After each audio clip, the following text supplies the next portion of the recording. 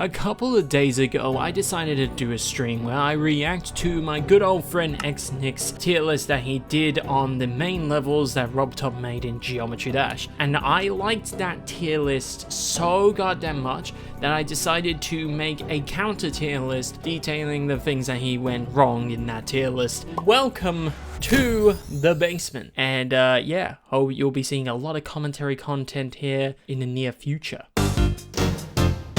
So I was gonna originally just like, you know, react to this because I thought it'd be funny. So I saw the first level and I saw where it was placed and I was shocked. Let's put it this way. It was not the best thing in the world. This here is my version of the tier list. So Stereo Madness, I'm gonna say Stereo Madness is S tier, right? Or at least A. There's a reason I say that, right? Stereo Madness is the best entry level in any game ever made. I don't like it that much. It is basic, but it's nothing like crazy, okay? Counterpoint, there's nothing crazy because it's the first fucking level of the game. Stereo Madness will give you so much room to learn how the fucking mechanics work, how to time your jumps properly, how to control the ship well without putting too much in the way. You get the idea. It's a perfect introductory when it comes to Geometry Dash. Now, Back on Track is the next one. Now, Back on Track, I'm gonna be honest, is an interesting one for me, right? Back on Track, in my eyes, is a level that definitely has its merits, but I do think it's slightly lacking. Do I think it's a good level? Yes. I don't think it really adds anything new aside from the jump pads, which is kind of cool,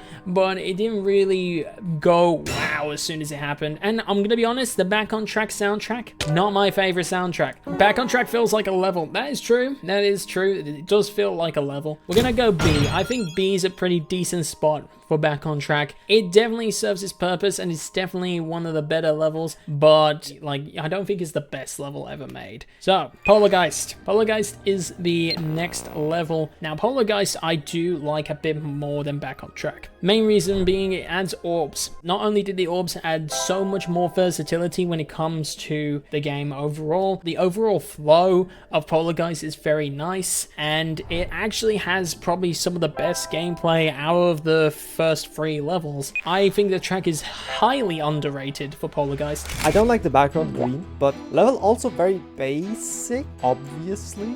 He could have fucking chose any kind of green or any color for this background and instead he's decided to like dip acid down our eyes. Hey now, okay, now listen, this wasn't an attack on you, Plant. I'm minded to put it on S. Definitely one of the cleaner levels and definitely is one of the more fun levels out of all of them. New gen player opinions on God when Nix is going, oh, Stereo Madness. Well, there's just nothing in that level. Well, no shit.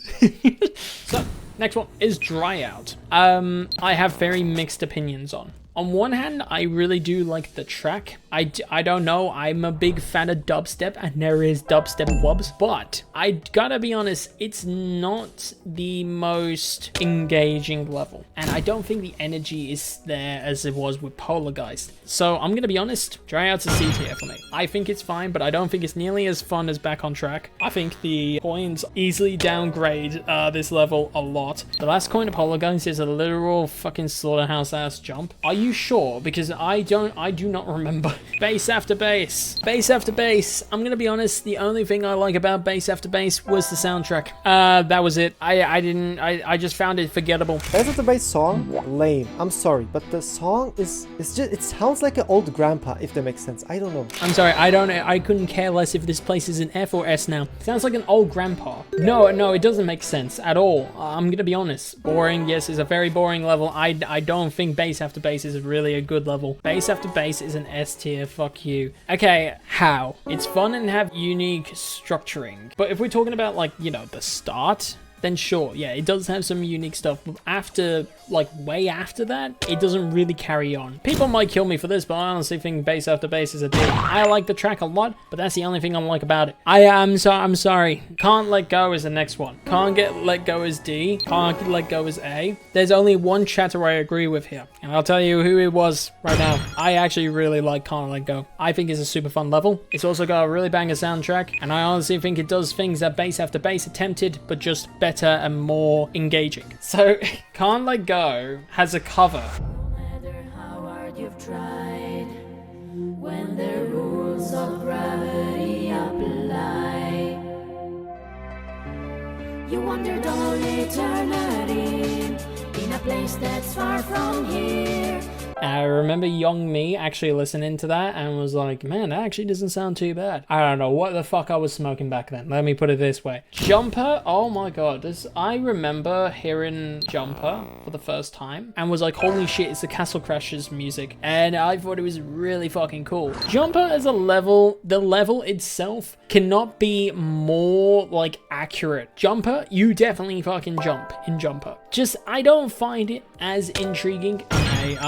I can't ignore how fun it was. Jumper is a cute song. Jumper is a very cute song and is a very interesting one. Oh boy. Remember when I was talking about pseudo difficulty spikes? Well, for me, this was one of the difficulty spikes. Time Machine, easily one of the more difficult levels I played because goddamn the triple spikes. What led RobTop to make so many goddamn triple spikes in this level is beyond me. And I gotta be honest, the track itself, I'm never a big fan of the Time Machine track. And it did introduce mirror portals, though I don't think this used mirror portals in a bad way. I really want to put it C because I just don't find it amazing. And it didn't really flow for me as well as I feel like other levels did. I don't think it will go any higher, but it wasn't peak for me. Cycles. I feel like Cycles has like the same kind of issue as Base After Base did, where there was just a lot of unforgettable parts, but Cycles did introduce the ball game mode, which I think is a very important distinction. You already know what I think of this level, do I? In terms of this level and just how it is, it's fine. Like, I don't think it's great, but I do appreciate some of the good features from it. I do like the track as well, but I think it's just it's a very just middle of the road level. I think Next Back on Track's a pretty good placement. B is a decent placement. You know exactly where the most people struggle, and I myself did too, because that got me tripped up so bad. Oh, that ship? Overrated in terms of difficulty. That was the easiest part of the level. It's piss easy. If you struggled at that, then that's on you. I'm sorry, this is the easiest part of the level. Now, X-Step. I'm gonna be honest, probably one of the best DJVI tracks. And the gameplay as well, I actually found pretty decent. I thought it was a very decent level. I didn't find it that difficult, but at the same time, I still found it quite fun. There's actually not a lot to dislike about X-Step, to be honest. It's not too bullshit, easily and very fun, and I actually enjoyed this level a lot. By the way, the only reason this ship part is difficult is because of that coin there. That coin's straight up bullshit. I don't know why RobTop put it there. Clutterfunk. I don't know where to put Clutterfunk. I'm gonna be honest. I have such like different opinions on this. I like cannot figure out whether to put this high or low because there are certain parts I really love and there are certain parts I really fucking hate. The song is funky. The track is okay. Dubstep part was cool, but I just find it a bit too goofy. I don't know. I know this is like normal water flame shit. Maybe low C. Yeah, I think you're right actually. Low C is probably good. Got its upsides, but I just have this massive urge to just rage for no reason at all, but just because I'm looking at Clutterfunk. Clutterfunk doesn't like me and I don't like Clutterfunk. So Clutterfunk is A if not S for me. What? You put Stereo Madness in C, Clutterfunk in S? Theory of everything. And you know what? There hasn't been a single theory on everything. I don't have much to say about this level, B, but it B. I'm kind of on the same page. I don't really have a lot to say about this level. Yeah, it's just an okay level and introduced the UFO portal. Is it also S or not? That's the question. TOE1 also S, but Clutterfunk better. Why are you being so nice to levels that don't deserve it? I like don't understand. Alright, this one's easy. Electro Man Adventures is easily an S tier. It has the best energy out of all the levels, including electrodynamics. Electro Man Adventures is straight up peak. It's the most fun out of all levels, and it is the only level I remember beating and then replaying over and over and over again because I had that much fun with the level. Club Step. Oh, we're just getting into fucking banger territory, aren't we? Club Step's another S tier. Let's be fucking real here. The first ever demon that many new players would actually play. I honestly think it probably has the best gameplay out of all the demons as well that RobTop has made so far. Goes pretty hard. Not S, A. I don't think it's an A. I don't think it's an A. I generally think it's an S. Electrodynamics is next. Well, I'm gonna be honest. I'm not a big fan of electrodynamics. It just goes too fast, and it becomes a bit fucking annoying to play. The triple speed part is just not really fun to play through. I find it really fucking finicky and just very unnatural to play. But everything beforehand was good. Also, very decent DJ Nate track. Like, I don't know why people hate it. I like it. It's not an F tier for me. It's an A tier, bro. It's a banger song. It's a banger song. You did not just put Electrodynamics next to Electroman Adventures and Club Step. Hexagon Force is next. S all the way. Hexagon Force was really cool. Actually, to be fair, I thought the duels were pretty simple in this level. Gonna be honest, I just never really liked the look of this level. I generally think that's what it was. I just didn't like the look of this level. This level was just okay. I'm gonna put it in C. I just didn't find it that interesting. S tier? It is not S tier. I'm sorry, like, I don't find it nearly as fun as Club Step. Oh no, it should have been F. Hexagon Force, for me, not cool. I hate Hexagon Force. Okay, I don't hate it. I just really don't like it. Oh. Alright, blast processing is next. So blast processing is pretty interesting. I do like blast processing, and I actually think is the best looking one if we're excluding dash, but I mean, like, see, you lie. It's just no. Honestly, it's an A. It's an A. I really like blast processing. It's a very doable level, and it's got a very decent soundtrack that also has birthed one of the funniest clips from my channel.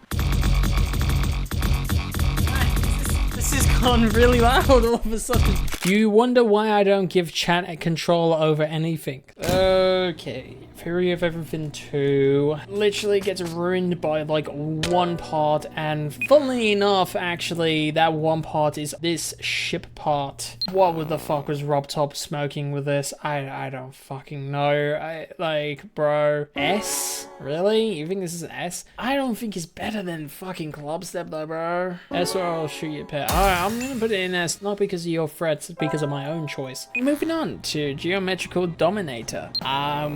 See, the only part that is memorable about Geometrical Dominator, legitimately, is the memory part. Everything else is just very meh. Deadlocked. Now, I did tell you guys, chat, about the story about me beating Deadlocked in a maths class once, and I had to keep quiet because I, like, didn't want teacher to know that I beat Deadlocked during class, but I was so fucking happy. Carmel Philanarch, yes, that's when he decided to make Invisible Deadlocked. Though I gotta be honest, Deadlocked is a really good level. You know what? A's a decent spot for it. That was mid? Your editing is mid. No, I'm joking. Can you come back, please? Azrael, was you the one that said that? I have the power to destroy videos. Yeah, but you wouldn't destroy mine though, that's the thing. You don't destroy mine because I am such a saint, and I always... Finger Dash. Finger Dash was around for a while, because 2.2 didn't come out until like fucking yonks. Well, in fact, the song isn't called Finger Dash, it's called Finger Bang. Yeah, it should have been called Finger Bang. I think it would have gone down way better with the kids. Honestly, gonna be a B.